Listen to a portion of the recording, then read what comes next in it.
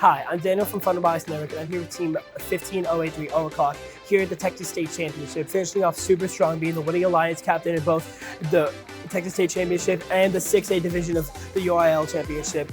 Learn more about the 3D printed robot and their impressive far shots here on Behind the Bot.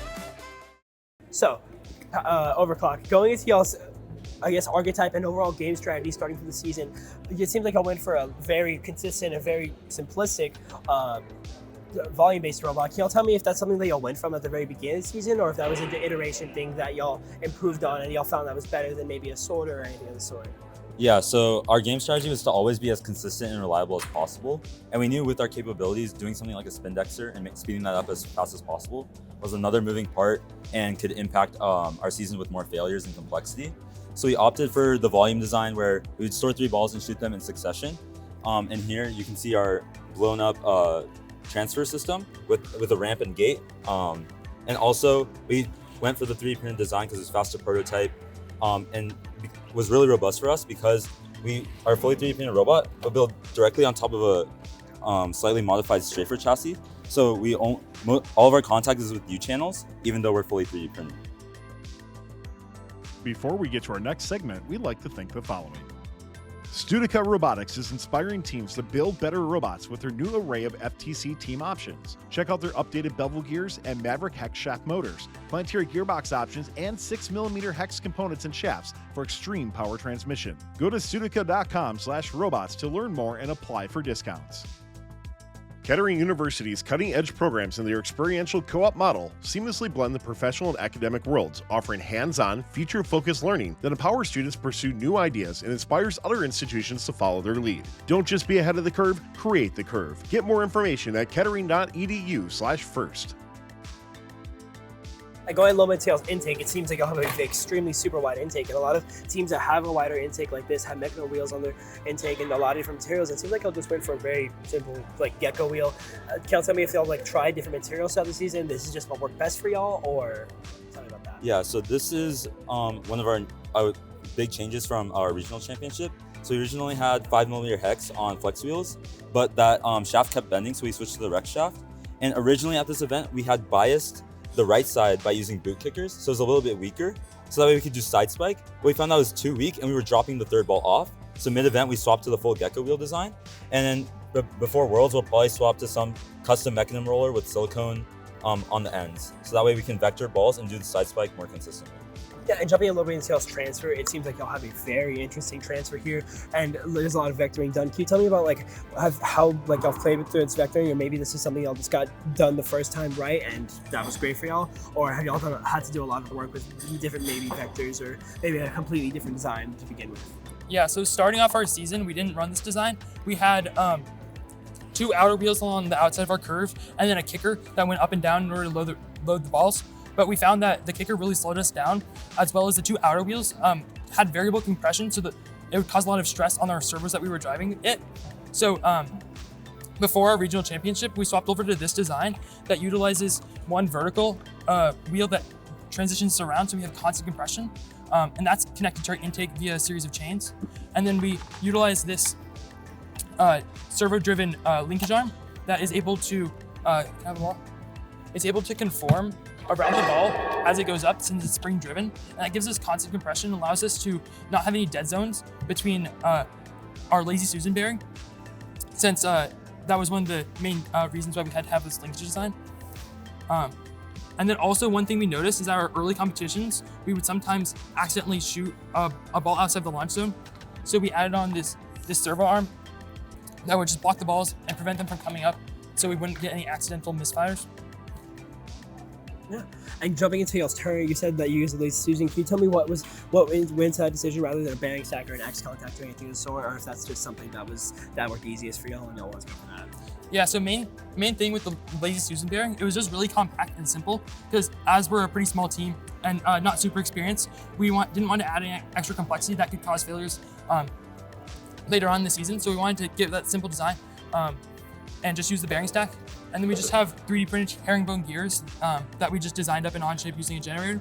And that was really simple. We were able to get some prototypes out real quick. Originally, at the very beginning of the season, we tried using 5-turn servos, but that was a little bit harder to tune.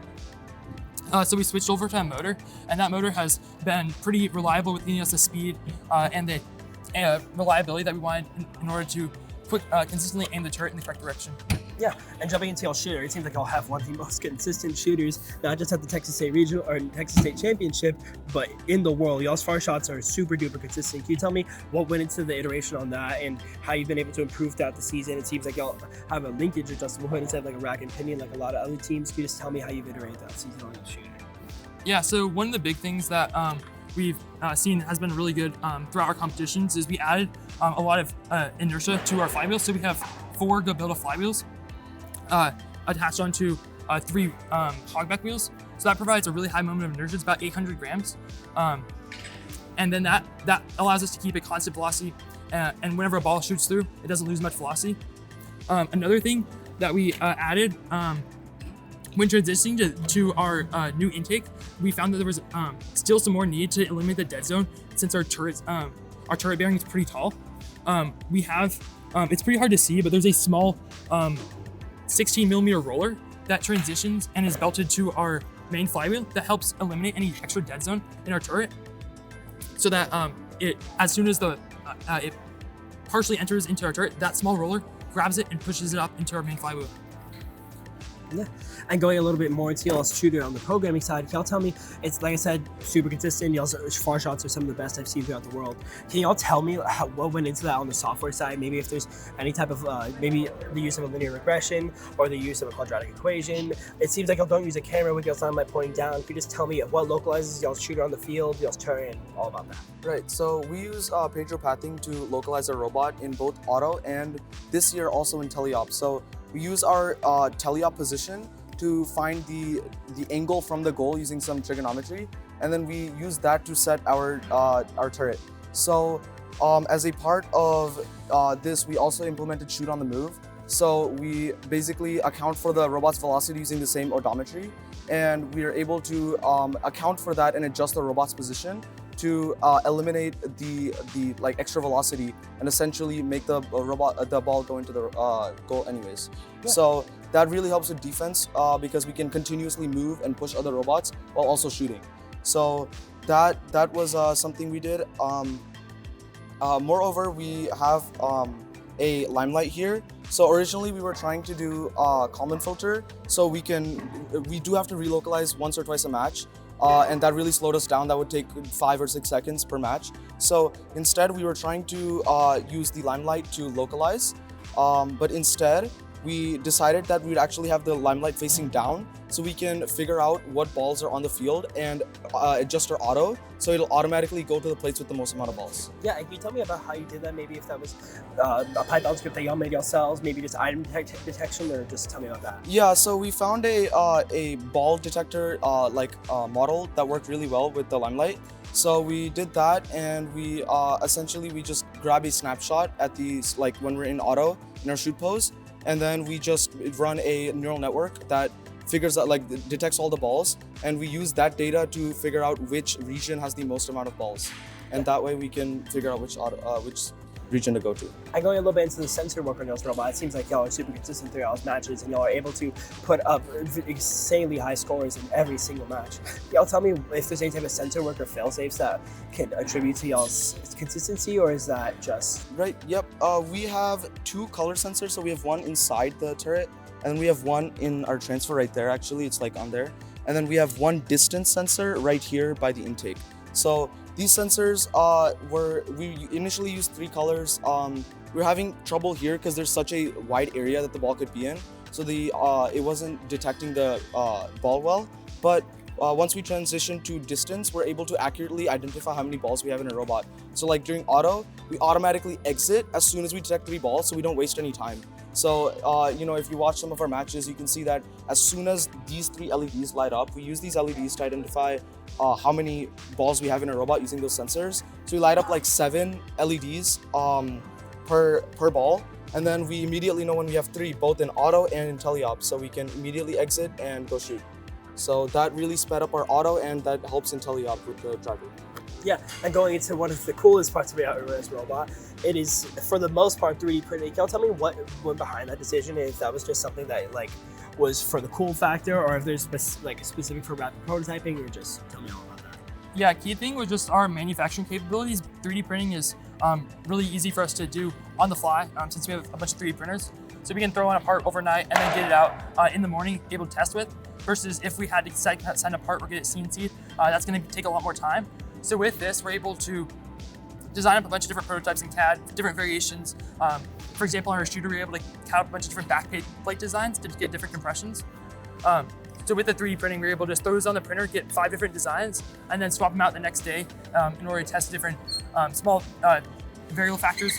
Whereas if we had CNC'd any of the parts, it would been a lot of more of a hassle in order to change out the robot throughout different competitions. Yeah. Well, thank y'all so much, Overclock. It seems like y'all have had a very successful couple days past far, and congratulations on, like I said, winning both y'all, the 6A division and the Texas State Championship. This is Daniel from Robotics Network, and this has been 15083 Overclock here on Behind the Bot.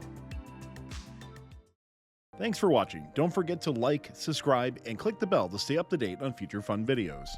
Kettering University's cutting-edge programs and their experiential co-op model seamlessly blend the professional and academic worlds, offering hands-on, feature-focused learning that empowers students to pursue new ideas and inspires other institutions to follow their lead. Don't just be ahead of the curve, create the curve. Get more information at kettering.edu/first.